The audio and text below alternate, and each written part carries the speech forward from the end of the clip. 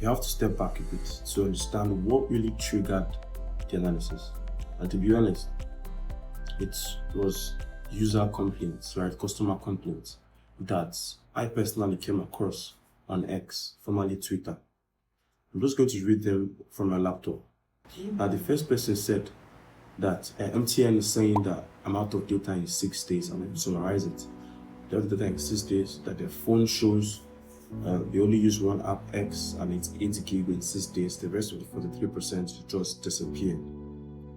The second person said, how did we go from a 50% SEC approved hike to a 200% increase on some plans? Nigerians are being overcharged. The third person said, if data is expensive, let it at least be quality. This was the shortest and the most impactful. So all these three complaints, they hit different dynamics. The first person saying that their data disappeared, right? The second person saying that they are insinuating that MTN increased their prices of their data illegally. The third person is insinuating that just basically a very hard complaint, simple hard complaint that based on MTN increased their plans close to early 2025, February 2025, they're saying that as they've increased it, let it at least be quality. That is building upon all the complaints about data disappearing or the network being bad, network congestion and the likes. So all these complaints and many more like this, there are many more I saw here. These are just the three I want to highlight. They triggered our analysis. It's important to note that these were not random complaints. They were trending complaints. The people were tagging MTN, tagging the NCC, posting receipts, comparing the data prices or data plans against their phones' data usage, and many things like that. And essentially, nothing was adding up for them. So, we at VBI Services took a different approach. We didn't ask, is MTN cheating people? That's not what we asked. What we really looked into is that, now, if you run the unit economics of data pricing, are people, as MTN's customers, are they right to feel overcharged? And the answer is yes, but not for the reasons that are going around. Not for, ghost data disappearing, or MTN doing it, having illegal dealings. A very quick disclaimer is that we are not the NCC. We don't have any legal bounding to verify what MTN is truly doing behind the scenes.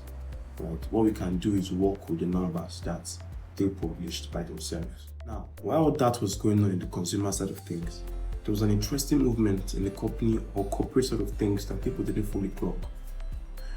In 2024, MTN posted a huge loss of over 400 billion naira. Now, shockingly so, that was a 192% increase from their 2023 loss also, which was around 130 billion naira. That's not the main factor I wanted to look into. The main factor is that all that loss was driven by Forex. Why do I say so? Now, 2024 had Naira's worst days compared to dollar in recent times. It started fine when Naira was around 900 Naira to $1, but it had random spikes where it got up to 1.5, 1.4. But Naira, basically at the end of 2024, Naira against the dollar ended up being 1,535. Now, how does that affect MTN?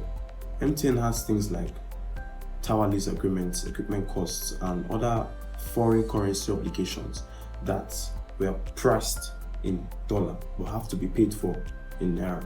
So you can imagine how the whole mathematics messed them up.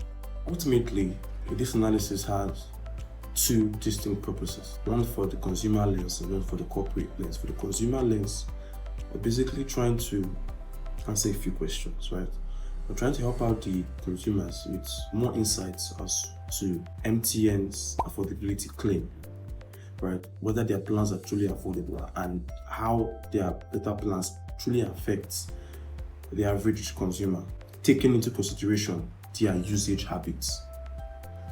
Now, for the corporate lens, we're trying to essentially look into, because MTN had a loss in 2024, a very huge loss, but in 2025 they had a recovery.